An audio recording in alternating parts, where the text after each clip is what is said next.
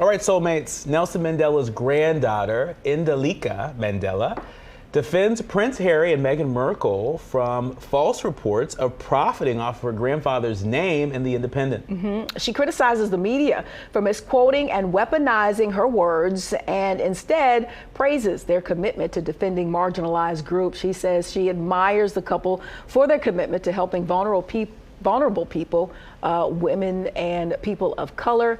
The Archie Well Foundation, co-founded by Harry and Meghan, focuses on improving the world, restoring trust in information, and uplifting communities. And LeBron James's Miami Heat jersey from his NBA Finals Game 7 win sold for $3.7 million at Sotheby's auction. The 38-year-old's rare sports memorabilia became the third highest selling game-worn jersey ever and the most expensive jersey he's auctioned. James scored 37 points and 12 rebounds in the 103-100 overtime win against the San Antonio Spurs. The basketball icon's memorabilia has been highly sought after, with his signed rookie card selling for $5.2 million just last year. LeBron James just keeps on winning. Yeah, he does. Well, not right now. The Lakers are having some issues, and with the exception of that. Yeah, it's a tough year right now, and people are like, I think he'll stick it out. Yeah. And you know, hopefully they'll be able to turn that thing around. I know some of the goal for him was to, you know, wait around and see if him and the oldest son, Bronny, can run up and down the court together. I don't know if he can hang in there. I think he'd be like in his late 30s, early 40s, maybe so. He's been this Superman on the court thus far. So, but yeah, as far as, you know, what he means to the culture and the NBA and just sports in general, obviously through those numbers there, you can see that folks really value him and his property. The jersey. I mean, I think that while he may not be winning on the court. Come on, Lakers, you can do it. Well, you know, right now, you know, he is winning in so many other ways off the court, and I think the value of this jersey is an example of just the value that people see in LeBron James. He has been incredibly philanthropic,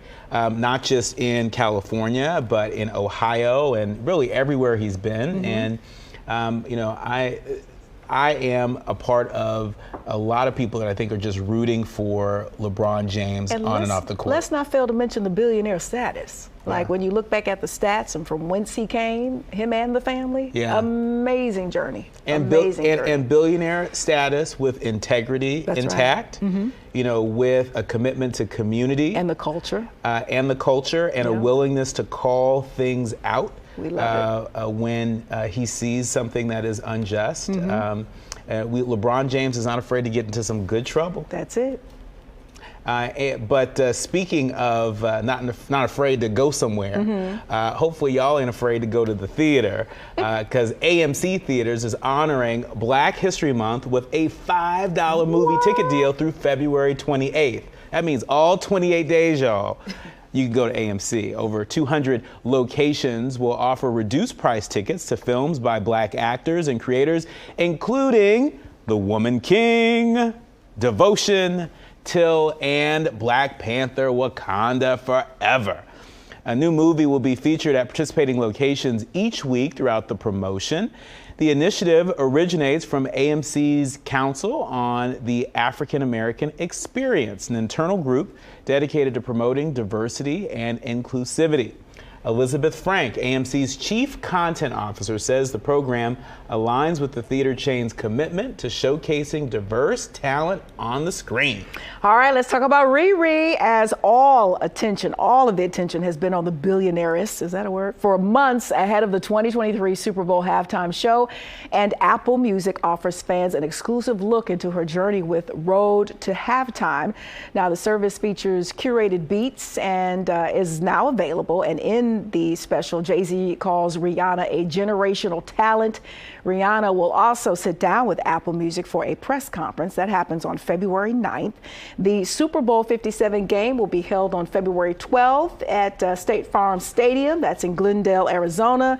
The Eagles are going to take on the 49ers. It's going to be good. I got the Eagles and Jalen hurting them, even though I'm loving all the color and the QB position with Mahomes and Jalen, but I'm gonna go with the Eagles. They just been playing fabulous, and I think, but so have the Chiefs. But I think the Eagles have been playing just a little bit better than the Chiefs, and the Chiefs are a little hurt.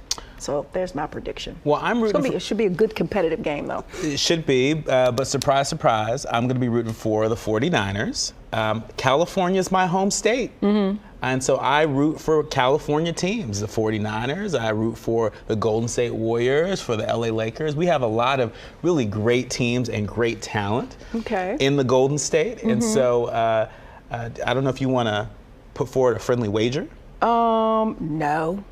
I just want a good competitive game. I believe in my team. Some of the playoff games were really, they were like blowouts, and it became a little bit boring. So I'm really looking forward to hopefully a good competitive big game. Yeah. Well, we'll see. We'll see. We'll see what happens. Yep. Yes. Well, I'm really excited about this. I don't know about you. Yeah, we got an announcement for you, soulmates. Will Smith and Martin Lawrence announced that their reunion for a Bad Boys 4th film that's coming out on Tuesday. Or they announced it on Tuesday. Sony Pictures confirmed that the movie, still untitled, is in early pre-production with directors Adil El Aribi and Bilal Fallah returning. Smith and Lawrence played Miami-Dade detectives Mike Lowry, remember him, and Marcus Burnett in 2020's Bad Boys for Life, which earned $426.5 million worldwide. The 4th film has Lawrence and Smith serving as executive producers. The original Bad Boys earned $141 million worldwide, with the 2003 sequel earning nearly $300 million, and the 2020 installment grossing more than the first two combined. Congratulations to Will Smith and Martin Lawrence, especially Will Smith. Some good news for Will Smith. We'll see how that works out. Okay. Billboard announced that actress and writer Quinta Brunson will host the 2023 Women in Music Awards, set for March 1st at the YouTube Theater that's out in LA. The annual ceremony recognizes top artists and executives for their contributions to the music industry. This year's awards will feature Doechii receiving the Rising Star Award and Latto receiving the Powerhouse Award. Brunson continues to have a successful run with her TV show Abbott Elementary, winning several awards since its season 1 debut. That was back in December of 2021. All right, soulmates, we have a big announcement for you. Don't go anywhere. Here it is. If your group texts or anything like mine, they were going off like crazy after midnight. It's because, hey, Beehive, guess what? Beyonce has announced her Renaissance World Tour, starting with North American dates on July 8th in Toronto. That's right, the tour will hit several U.S. cities, including New York City, Los Angeles, Detroit, and New Orleans. The full itinerary, including international dates, is available on Beyonce's website. This will be the singer's first tour since 2018's On the Run 2 tour with her husband, Jay-Z. Now, Renaissance pays homage to the queer roots of house music and was released in July 2022.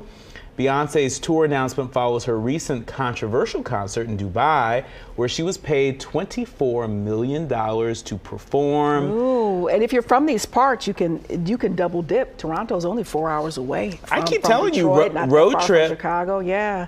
You want to go on a road trip? To see Beyonce? In Toronto. If we can afford it. I think we can make that happen. I think we can make that happen. Well, certainly you can, rich uncle, this is what we call him. We call him around these parts. And I say I am nobody's rich uncle. I just believe in generosity. Well, folks are very excited. Yes. Very excited that she has finally announced these tours. The last few tours have been fantastic. With the On the Run and the homecoming, and she always just brings it. And you always wonder, how is she going to up it? From one tour to the next, and she manages to absolutely come through. And if Dubai was any kind of preview, then she's going to come with it. So folks are absolutely excited, and she just always has this interesting, magical way of shutting down the internet, because as soon as this announcement came out, folks, especially your beehive, went bananas. My phone was going off. I'm just saying. And I'm looking for the venue that's going to be the most intimate, right? I think None of them. That's the Beyonce experience. As close to intimate as possible. None of them. Well, coming up, musical brilliance is being celebrated in Black excellence. Your favorite part of the show. We'll introduce you to the Black musicians who won this year's Sphinx competition, and we'll tell you what that competition is all about. Stay close.